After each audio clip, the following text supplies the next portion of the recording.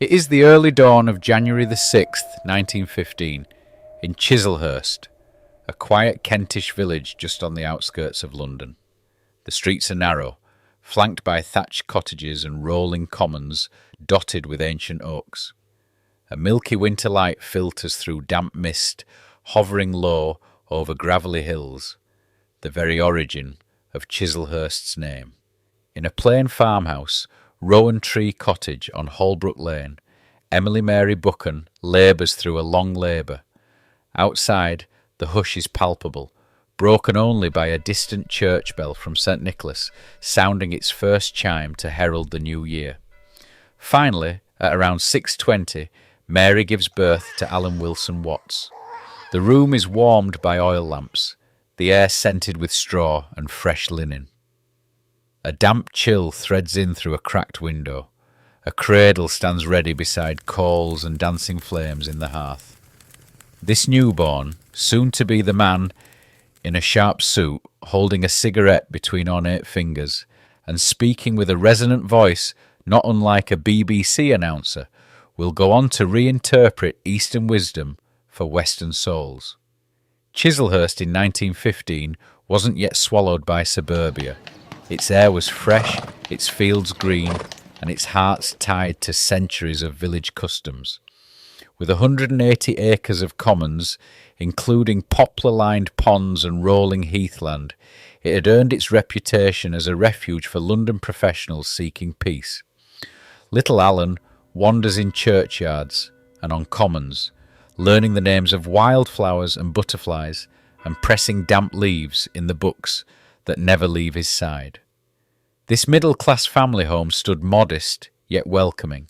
His father, Lawrence Wilson Watts, worked for Michelin, and his mother, Emily, hailed from a missionary family faintly echoing the East, bringing gifts of Chinese and Japanese prints into their modest parlour. As winter light streamed through lace curtains, Alan would stare at the Far Eastern art, delicate ink landscapes glowing with clarity and floating in white space, and feel inexplicably drawn to that other world.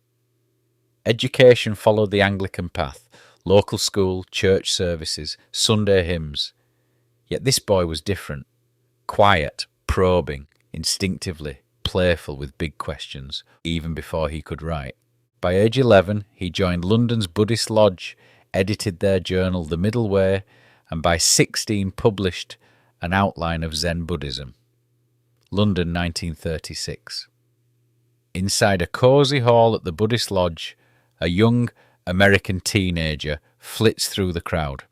Eleanor Everett, practicing piano but far more tuned in to Eastern teachings than chord progressions.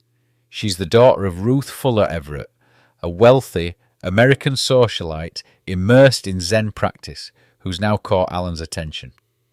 He's 20 on, magnetic, scanning Buddhist texts and debating philosophy late into the night. The two meet over tea and koans. Alan falls for Eleanor's fiery intellect and exotic sensibility. By the end of that year, they're engaged. It feels like destiny. In April 1938, they are married in an Anglican church in Earl's Court. The ceremony blends Buddhist rituals with English ceremony. Within months, they sail to New York aboard the HMS Bremerton. Accompanied by Eleanor's mother Ruth and her generosity, she pays their Manhattan rent, introduces them to New York's Jungian circles, and gets them connected.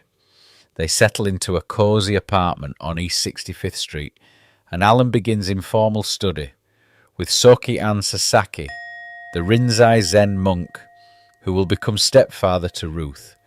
Alan observes his quiet practices, but koan discipline feels cold. He never becomes a monk, but he drinks in the presence of a Zen master living day to day. The wind bites sharp through the streets of Evanston, Illinois. Autumn leaves scatter across cobblestone paths.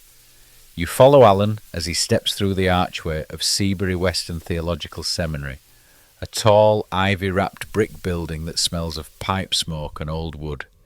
It's 1941. He's 26 years old, and this is his next experiment in meaning. The chapel bell tolls as he finds his seat in a small lecture hall. Around him, Future Episcopal priests flip through Bibles and nod solemnly as a professor begins reading from the Book of Common Prayer. But Alan's eyes are somewhere else, distant, questioning. He's here to study theology, yes, but also to test it. Can Christian mysticism hold the same flame he felt in the ink scrolls of Japan and the laughter of Zen monks? The days are structured, morning prayers, Latin, Greek, systematic theology. Alan plays along, always respectful, always sharp. But his notebook fills more with Lao Tzu quotes than Lutheran dogma. At night he writes furiously, letters to friends back in England, long journal entries filled with paradoxes and possibilities, and a manuscript begins to take shape, a deep personal work challenging the very boundaries of Western religion. He calls it Behold the Spirit, not a sermon, but a spiritual manifesto. He wants to show that Christian experience, when stripped of guilt and hierarchy, pulses with the same vitality as Zen. In 1944, he's ordained. Black robe, candlelight, a quiet cathedral ceremony. You can almost see the thoughts racing behind his calm expression. Not doubt exactly, but friction. He takes up a role as chaplain at Northwestern University. Students flock to his talks. He speaks like no one else. He brings Meister Eckhart and Mahayana Buddhism into the same sentence, ties them together with metaphors about music and waves and clouds. His sermons are poetic, provocative, and the pews stay full. But something starts to crack. Each Sunday morning the robe feels heavier. The rituals, the repetition, the expectation to conform, they start to dull his edge. He doesn't disbelieve, but he outgrows. He begins to feel like an actor in someone else's play. The mysticism is still there, but buried under the weight of doctrine. In 1950, he walks away. No fanfare, no dramatic letter of resignation. He simply stops. Steps off the path, out of the collar, and into the unknown. He retreats north to a quiet farmhouse in upstate New York. Fields, trees, time. Here, in the cold silence of long evenings, he writes, the wisdom of insecurity takes form. No footnotes, no theology, just truth. Life is uncertain. The search for control is the cause of suffering. Real peace only comes when you stop grasping for it. Then, in 1957, he publishes The Way of Zen. This one hits hard. A clear, elegant introduction to Zen's tangled roots. No riddles, no dogma, just rhythm, clarity, humour, paradox. The book becomes a surprise bestseller, and with it, Alan Watts becomes something unexpected, a philosopher with an audience. Not a priest, not a monk, just a man with a pen and a voice. And now, a growing chorus of readers who hear in his words what they have always half known, that life, in all its chaos and imperfection, is already enough. The ceiling is melting into the ocean, not literally, but in this moment none of that matters. The room is pulsing, not with light but with meaning. The grain in the wood speaks, the carpet breathes. You close your eyes and 1,000 silent universes open up inside your chest. You are not Alan Watts anymore. You're everything. A wave, a breath, a joke. You are the observer and the observed, the question and the punchline. And when the laughter comes, it's not yours. It's the world's. This is your first LSD trip. Not recreational, as are never that. It's a ritual, a stripping away. And what's revealed is not some foreign dimension, but the naked truth of now. You come down slowly, like fog lifting off a mountain, back into the body, back into time. But something has shifted. A layer has peeled off. The boundaries between self and other, gone. You step outside and the San Francisco fog tastes holy. It's the 1950s and you've left the East Coast behind. New York is a memory. Too stiff, too structured. The Bay Area is where the real magic's happening. The Beat generation is stirring the pot. Ginsberg and Kerouac. both talking about Zen like it's jazz, and you are the jazz. You speak Zen, Taoism, Vedanta, and LSD, like they're dialects of the same secret language. Your base is now a houseboat in Sausalito, a floating study. Sunlight dances on the bay outside your window and inside, books, incense, bottles of burgundy, piles of letters. There's a lecture at Berkeley one night, a salon on your deck the next, then a drive down to Esalen, the cliffside sanctuary above Big Sur.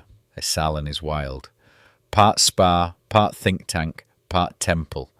Steam rises from hot springs as barefoot philosophers sit and quote the ancients. You hold court in a bathrobe, surrounded by seekers, surfers, and spiritual outlaws. You talk about nothing. Literally, emptiness. Form is form. Everyone listens. And somehow they get it. You don't preach, you play, you riff, you say things like, you are an aperture through which the universe is looking at and exploring itself. And the crowd laughs, not because it's funny, but because it's true. In your lectures, you move between Zen koans and dirty jokes with the same voice. There's Bach in your rhythm, Blake in your phrasing. You're not trying to teach people what to think. You're trying to blow the idea of thinking right off its hinges. And people love it. Berkeley students, acid trippers, disillusioned Christians, curious Buddhists, they all show up. You become a bridge, east to west, mysticism to science, LSD to meditation. You aren't anyone's guru, you make that clear, but you are the man with the map, and you never stop pointing toward the same shimmering thing. That behind all the seriousness, the search, the suffering, there's a cosmic joke, and when you get it, really get it, you don't become enlightened, you laugh. The microphone sits on the desk like a tiny altar. It hums softly, warm with anticipation. The red recording light flicks on. Alan leans forward, cigarette balanced between two fingers, the other hand swirling a glass of burgundy.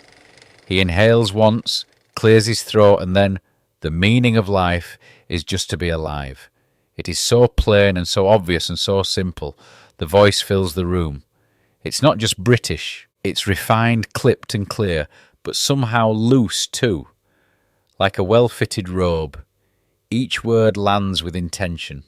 Each pause is music. It's not a lecture. It's not a sermon. It's a performance. You're sitting in a tiny Bay Area radio station in the early 1960s. The studio smells like coffee and dusty books. Outside, the world is swirling. Protests, acid trips, war, awakening. Inside, there's only the voice. It washes over you. You don't need to understand it all. You just feel it.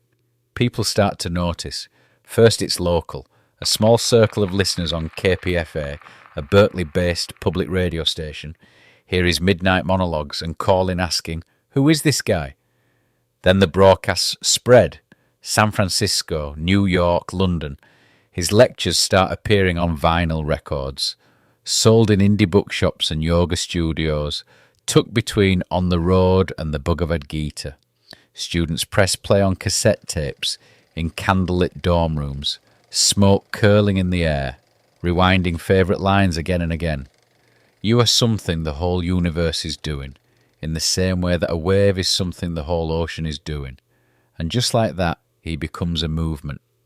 He doesn't tour stadiums, he doesn't write bestsellers every year, but his voice, it travels, it lingers. In coffee shops, in mountain cabins, in temples and vans and record store basements, it cuts through the noise with something that feels both ancient and brand new. The Japanese start to pay attention. This Englishman from Chislehurst has a deeper grasp of Zen than many homegrown scholars. They invite him to speak, to write. He becomes a bridge again, not just between East and West, but between generations, between silence and sound. People start calling him a guru. He brushes it off with a grin. I am not a guru, I am simply an entertainer, but of a very high order, I hope. He means it, no robes, no movement, no ashram. He lives on a houseboat, throws parties, and laughs too loud to be anyone's prophet. But still, His influence spills out like incense in a temple with no walls. Psychologists quote him. Psychedelic researchers study him. Seekers carry his voice into monasteries and music festivals alike. He's not building a following. He's setting people free. And that voice, it keeps echoing. Through headphones, through static-filled airwaves, through the minds of people who have never heard Zen quite like this before, wrapped in metaphor, dipped in humour, and delivered like jazz. You hear the clink of ice in a tumbler before you hear his voice. It's late. The lamp is low, the fire is snapping softly, and Alan leans back into the corner of the couch, one leg tucked beneath him, a cigarette glowing between two fingers. His shirt's open at the collar. There's a book on the floor, a bottle on the table, and 1,000 thoughts dancing in the air between words. He lifts the glass. The real you is not a puppet which life pushes around. The real you, the deeper you, is the whole universe looking out through your eyes. He smiles and drinks. This is not a monk in a monastery. This is not a man who renounces the world. Alan doesn't run from the senses. He wraps them around himself like a silk robe. He drinks, he smokes, he eats well, lives well, and loves fiercely. Some call it indulgence, others call it honesty. The truth is, Alan never pretends to be holy. He marries multiple times. He falls in and out of love like it's weather, sometimes tender, sometimes wild. He has affairs. Some end in joy, some in heartbreak. He doesn't hide the mess. He walks through it, quotes Rumi while doing it, then turns it into a lesson about impermanence, about the dance between form and chaos. There are days he feels pulled thin. The lectures, the travel, the endless hunger others have for his voice, it wears on him. He says yes to too many things. He says yes to more drink than his body can handle. His liver suffers. His energy flickers. But still he keeps speaking, keeps laughing, keeps showing up. And here's the thing. He never tells you he has it figured out. He talks about Zen, yes, but not as a man who has conquered the ego. He delivers wisdom like jazz, notes bent, rhythms loose, truth tucked inside the joke. Critics call him a fraud, a hedonist, a contradiction, but he just raises an eyebrow and says, no valid plans for the future can be made by those who have no capacity for living now. He's not selling salvation. He's offering perspective, a way of playing this strange, wonderful, difficult game of being human. And if that means a glass of wine in one hand and a koan in the other, so be it. You sit with him, the evening stretching on, the stars outside indifferent and eternal. He's not perfect, but somehow that makes his message hit harder. Because what he's really saying, beneath the lectures, beneath the wit, is this. You don't have to escape the world to find yourself. You're already it, the whole show, from the cigarette to the silence between thoughts. You sit across from him as the fire burns low. There's still a glass in his hand, but it's not as full as it used to be. The stories come slower now. The laughter takes longer to rise. When he pauses, he stays paused for a while, as if he is listening for something just beyond the edge of sound. He still lectures, still writes, still drinks, still smokes, still grins, like a boy who just stole fire from the gods. But some nights, as he looks out over the bay, he seems to dissolve just a little, like the man is stepping back and the silence is stepping in. He doesn't say goodbye, but you can feel it. The night is cold, the house is still. You hear only the breath, slow, steady, soft. You're in his home on Mount Tamalpais, California.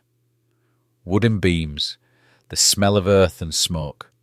Outside, the Pacific murmurs against the cliffs. Inside, Alan lies in bed, eyes closed, the shape of him smaller than you remember. The air hums with the memory of lectures, laughter, incense, music.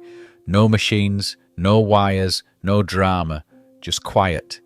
And then, a breath in, a breath out, no next breath. Alan Watts dies on November 16th, 1973. Heart failure, the doctors say. His liver, long strained by years of Burgundy and philosophy, gives out. But that's just the biology. From where you sit, on the floor back against the wall, staring at the shape that once held that voice, it doesn't feel like death. It feels like he's just peeled off the costume, stepped behind the curtain, slipped back into the ocean. You remember something he said once with that sly half smile. Trying to hold on to life is like trying to grasp water. You can't do it.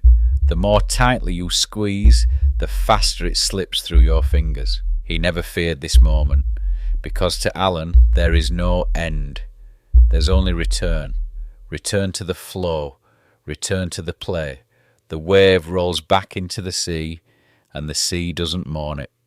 A few weeks later, his ashes scatter from a mountain ledge into the wind and across the Pacific.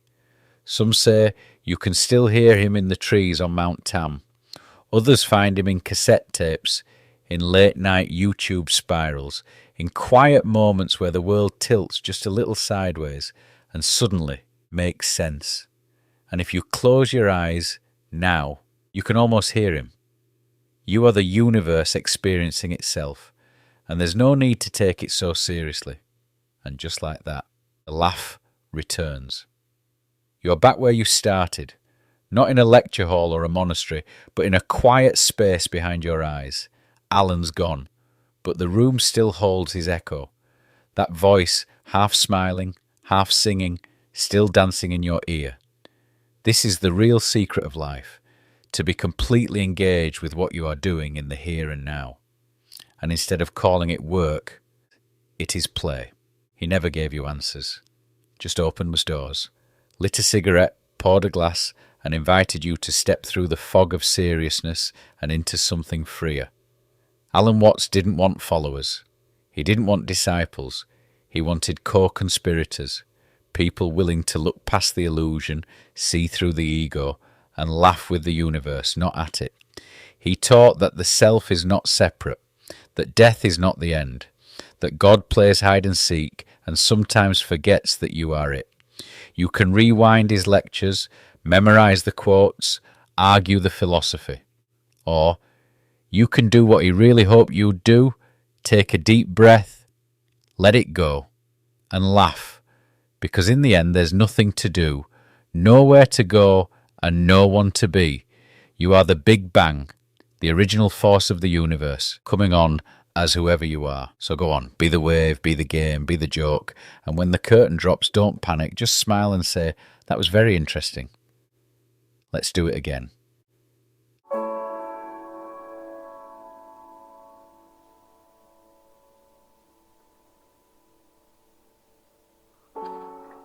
If you awaken from this illusion, and you understand that black implies white, self implies other, life implies death, or shall I say, death implies life,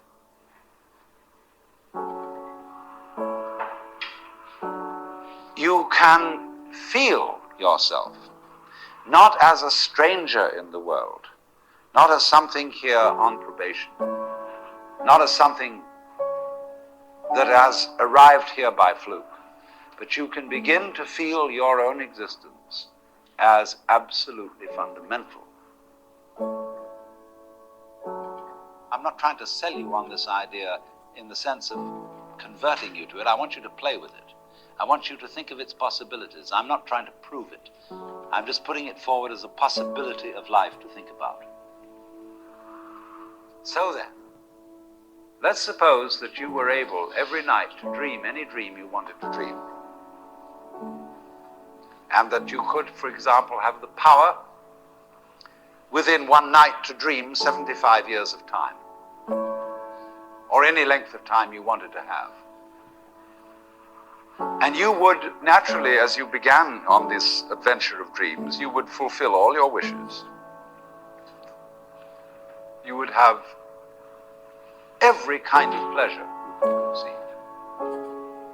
And after several nights of 75 years of total pleasure each, you would say, well, that was pretty great. But now let's have a surprise. Let's have a dream which isn't under control. Well, something is going to happen to me that I don't know what it's going to be.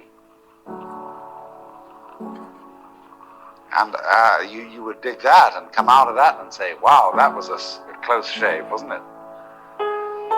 Then you would get more and more adventurous, and you would make further and further out gambles as to what you would dream. And finally, you would dream where you are now. You would dream the dream of living the life that you are actually living today.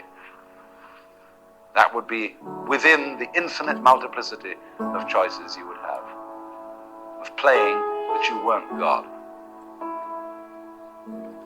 Because the whole nature of the Godhead, according to this idea, is to play that he's not. So in this idea then, everybody is fundamentally the ultimate reality. Not God in a politically kingly sense, but God in the sense of being the self, the deep down basic whatever there is. And you're all that, only you're pretending you're not.